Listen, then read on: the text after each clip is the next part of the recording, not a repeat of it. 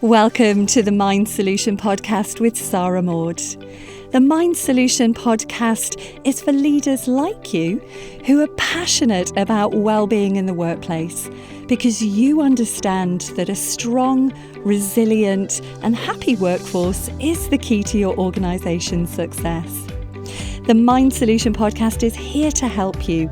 So join us every week where we'll share with you powerful insights, strategies and know-how to ensure that your people and your organisation are truly thriving from the inside out.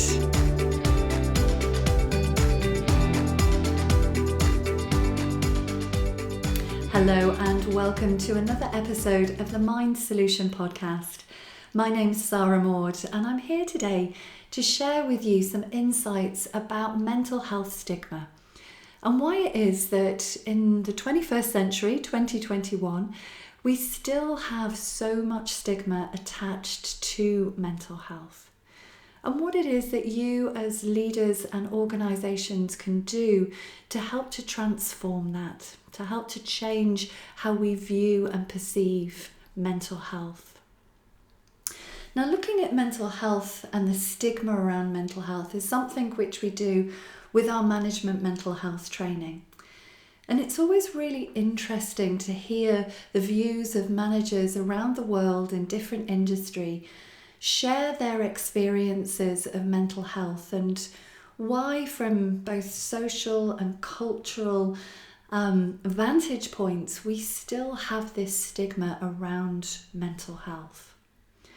And why it is that, we are in 2021, we're working our way, slowly but surely, we're working our way through this global pandemic, which has affected pretty much most of us globally in different ways, shapes and forms. And, we're not robots. We are designed as humans to experience emotion. That's what makes us human. And it's normal that our emotions are going to fluctuate on a daily basis. And sometimes when our emotions fluctuate too much and we get stuck in the stress response, for example, for too long, then of course our mental health is going to be compromised. Of course we're not going to be able to access the executive functions of the brain, for example, that we're going to struggle to regulate our emotional responses, and that spills out into our physical health. So understanding that this is a very normal and a natural thing, why there is still this big tumultuous label when it comes to mental health. Well, if we were to just take a big step back and think about actually where it is that we've come from. And one insight that a manager on our training recently shared with us was how he'd struggled with depression for over 30 years. And for over 30 years, not even his wife knew that he had depression. He'd kept it bottled up for so long. And he worked in the kind of industries which, like banking, Wall Street, it didn't feel safe for him to say what he was going through, what he was experiencing. He described those industries where those types of jobs that you face continuous rejection in. And those very masculine environments where there's a lot of competition. And again, saying that you've got depression is like putting your head purposefully above the parapet to be shot. And he was so terrified of being judged, of being perceived to be weak, to be less than, that fear kept him in that holding place for such a long time. Until he reached the point, and it took him 30 odd years to get there, but he reached the point where he said, I can't do this anymore. Enough is enough. But what was beautiful about his story is that when he reached that point and thought, I've got nothing to lose anymore by saying, this is what I'm going through, that actually he didn't find judgment. He didn't find discrimination. He found compassion. He found empathy. He found understanding. And it was almost as if he'd been carrying this huge boulder around for 30 years that finally he could put it down. He could breathe a sigh of relief, and he could start to change the inner landscape, what was going on for him internally, to get him to a much happier place, a much better place, to free himself from what I guess you could describe as this inner prison in his mind.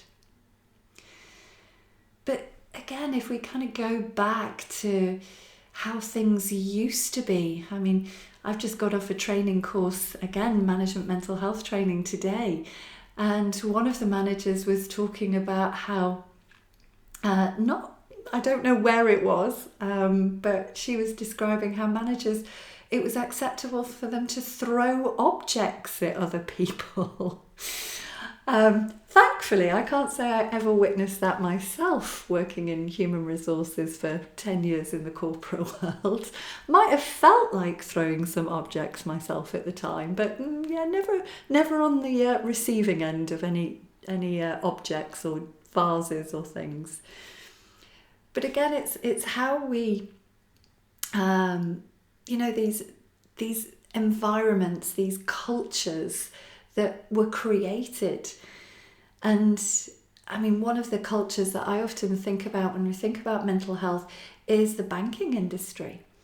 If we think about Goldman Sachs, for example, who came under huge scrutiny in 2015 when an analyst, a young guy who's only 22, took his own life and had just been working flat out 80, 100 hours a week.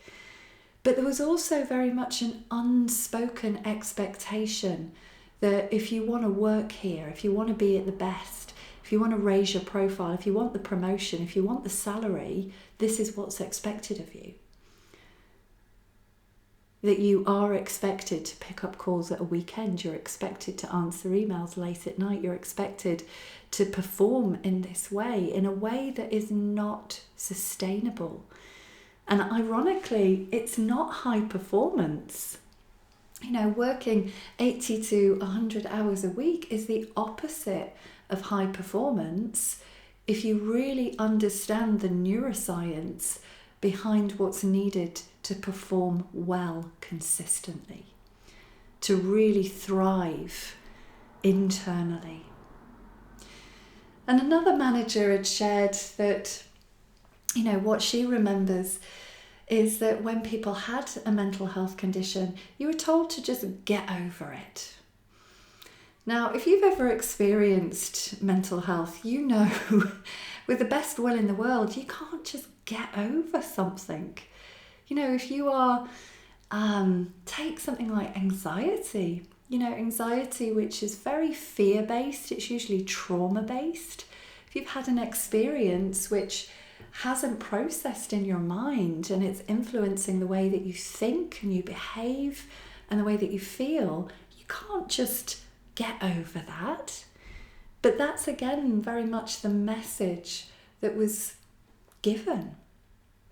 And certain generations who, maybe the more older generation, I'm actually not sure what generation I am. I don't know if I'm X or Y.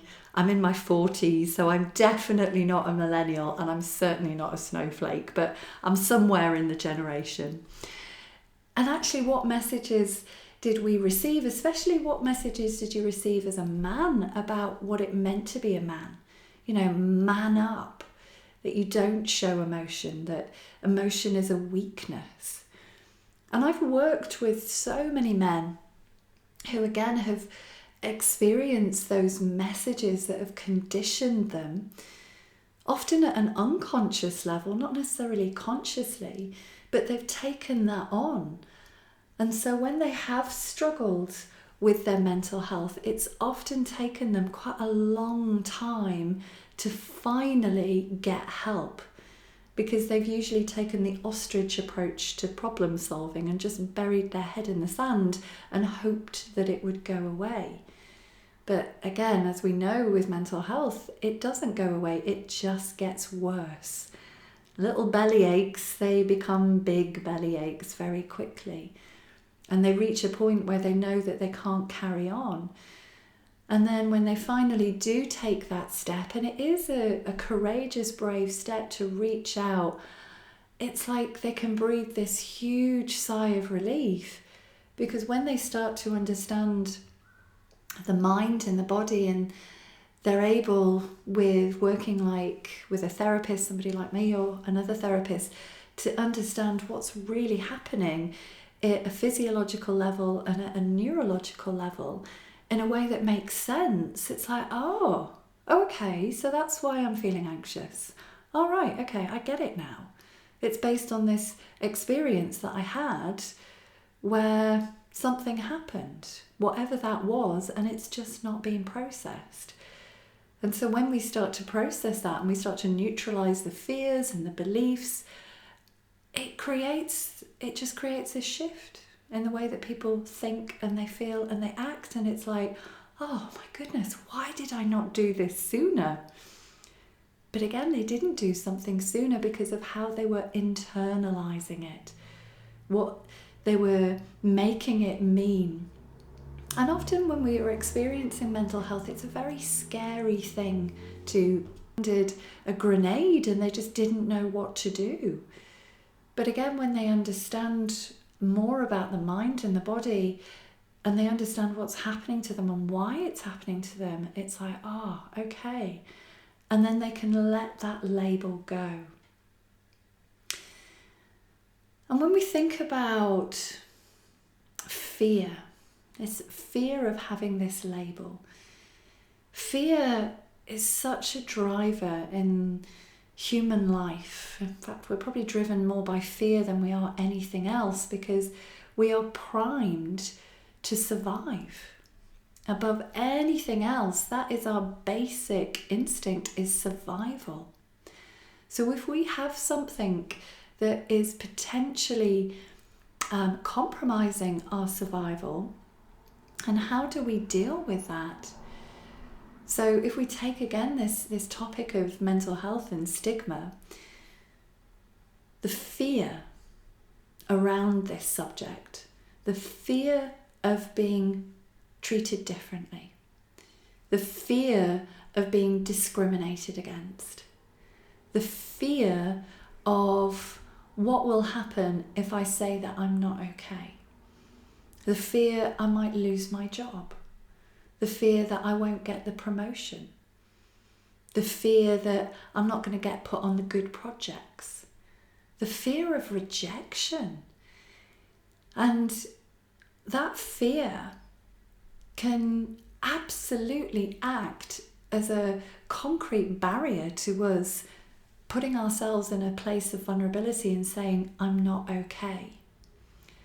And some of the managers on our course were talking about these different movements, the Me Too movement and the movement around it's okay not to be okay. And also talking about how we've had more public figures step forward and share their stories very honestly, very candidly about their own experience and their own battle with mental health, which has helped at some level to normalize mental health. I mean, hey, we've even had our royal family in the UK talk about mental health. But we're still not where we need to be, because we have got all of these inherent fears in us, and the fear of being stigmatized, the fear that we are going to be judged.